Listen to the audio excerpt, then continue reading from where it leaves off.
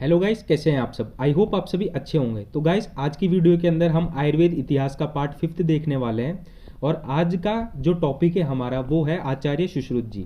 तो जो आचार्य सुश्रुत जी है उनके बारे में कुछ हम इम्पोर्टेंट फैक्ट्स और कुछ बातें जानेंगे हम। जैसा कि आपको पता है, आचार्य सुश्रुत जी हैं, उन्हें फादर ऑफ सर्जरी कहा जाता है।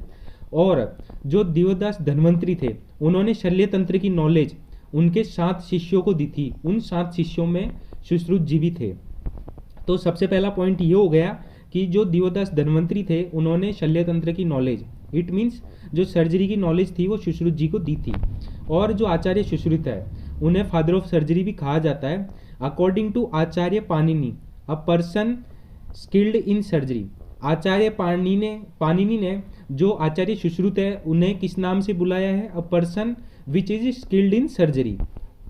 फिर जो आचार्य सुश्रुत जी का जो टाइम पीरियड था वो 1000 से लेके 1500 BC तक था।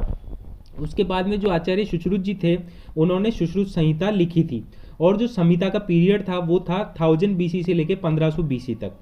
फिर जैसा कि आपको पता है, जैसा कि आपको मैंने प्रीवियस वीडियो के अंदर बताया था, जैसे कि चरक संहिता के अंदर 8 स्थान थे, वैसे ही सुश्रुत संहिता के अंदर 6 स्थान हैं। तो वो 6 स्थान कौन कौन से हैं, सबसे पहले हम वो देखते हैं। तो यहाँ पर सूत्र स्थान है, निदान स्थान है, शारीर स्थान है, चिकित्सा स्थान है, कल्प स्थान है और उत्तर स्थान है। यहाँ पर विमान स्थान नहीं है, इंद्रिय स्थान नहीं है और सिद्धि स्थान नहीं है यहाँ पर।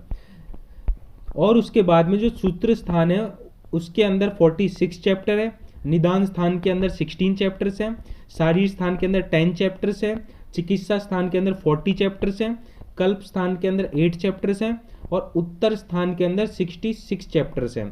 तो इसी तरीके से 186 टोटल चैप्टर्स हो जाते हैं सुश्रुत संहिता के अंदर।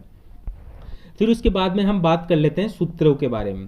तो जो सबसे कम सूत्र हैं जिस स्थान के अंदर वो है 440 सूत्र, वो है शारीर स्थान के अंदर। उसके बाद में जो सबसे ज़्यादा सूत्र हैं वो है उत्तर स्थान के अंदर, वो है 2651 सूत्र। फिर उसके बाद में बात आती है जो उत्तर स्थान होता है वो नागा अर्जुन का दिया हुआ है और उसके अंदर टोटल 66 चैप्टर्स हैं। तो आचार्य सुश्रुत जी के तो कितने चैप्टर्स हो गए? 120 चैप्टर्स तो आचार्य सुश्रुत जी के हो गए और 66 चैप्टर्स हो गए किसके? नागा अर्जुन के। और जैसा कि मैंने आपको बताया, विमान स्थान, इंद्रिय स्थान, सिद्धि स्थान नहीं है सुश्रुत संहिता के अंदर। चरक संहिता के अंदर तो 8 स्थान थे, सुश्रुत संहिता के अंदर 6 स्थान है। फिर उसके बाद में जो सुश्रुत संहिता है उसके अंदर जो स्थान है वो तो कितने हैं? 5 है।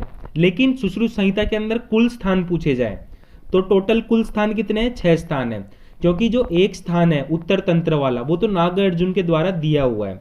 फिर उसके बाद में सुश्रुत संहिता के अंदर अध्याय आपसे पूछे जाए तो आप बताओगे 120, लेकिन आपसे कुल अध्याय पूछे जाए तो आप बताओगे 186। जैसा कि मैंने आपको बताया 120 प्लस 66 हो गए अध्याय उत्तर तंत्र के। फिर उसके बाद में नागा अर्जुन ने उत्तर तंत्र की रचना की है। जैसा कि मैंने आपको बताया, जो उत्तर तंत्र जो अलग से स्थान है जिसके अंदर 66 चैप्टर्स हैं, उसकी जो रचना है वो किसने की है? नागा अर्जुन ने की है उसकी रचना। फिर उसके बाद में हम बात करते हैं उपदेशदा की। जो सुश्रुत संहिता के अंदर जो उपदेश देने का काम है, जो एक्सपाउंडर करने का काम है, वो किसने किया था? दियोदास धन्वंतरी ने। इट मीन्स दियोदास धन्वंतरी ने प्रवचन दिए थे, अपने मुंह से शब्द निकाले थे, स्पीच दी थी और उन्हें लिखा किसने था? तंत्रकर्ता कौन है यहाँ पर? वृद्ध सुश्रुत। जो ऑथर है यहाँ पर वो कौन है? वृद्ध सुश्रुत। फिर उसके बाद में जो यहाँ पर जो प्रथम प्रति संस्कर्ता है वो कौन है? रिडक्टर सुश्रुत जी हैं। फिर उसके बाद में जो द्वितीय प्रति संस्कर्ता है वो कौन है? नागा अर्जुन है। फिर उसके बाद में पाठ शुद्धिकर्ता या तृतीय प्रति संस्कर्ता वो कौन है? चंद्रतट। ये एक बार मैं वापस से बता देता हूं, उपदेश किसने दिए? धन्वंतरी ने। तंत्रकर्ता कौन है? वृद्ध सुश्रुत। प्रथम प्रति संस्कर्ता सुश्रुत, द्वितीय प्रति संस्कर्ता नागा अर्जुन और पाठ शुद्धिकर्ता या तृतीय प्रति संस्कर्ता कौन है? चंद्रतट। फिर उसके बाद में हम बात कर लेते हैं कमेंटेटर्स के बारे में। इट मीन्स सुश्रुत संहिता के ऊपर किन किन लोगों ने टीकाएं करी थी। तो जो प्रथम टीका थी वो थी बहित्री के टीकाकार। इसके जो टीकाकार थे वो कौन थे? जेजट थे। फिर उसके बाद में सुश्रुत श्लोक वर्तिका, इसके जो टीकाकार थे वो थे माधव। फिर उसके बाद में न्याय चंद्रिका या सुश्रुत पंजिका, इसके जो टीकाकार थे वो कौन थे? गायदास थे। फिर उसके बाद में जो भानुमति टीका थी उसके टीकाकार कौन है? चक्रपाणी। फिर लघु पंजिका के टीकाकार कौन है? भास्कर। और निबंध संग्रह के टीकाकार कौन है? ढलन। और सुश्रात संदीपन के टीकाकार कौन है? हरनाथ चंद्र। फिर उसके बाद में सुश्रुत संहिता पर कुल 19 संस्कृत टीकाएं लिखी गई है, और 19 तो कितनी है? संस्कृत टीकाएं लिखी गई है। अब मैं बात कर लेता हूं हिंदी टीकाओं के बारे में।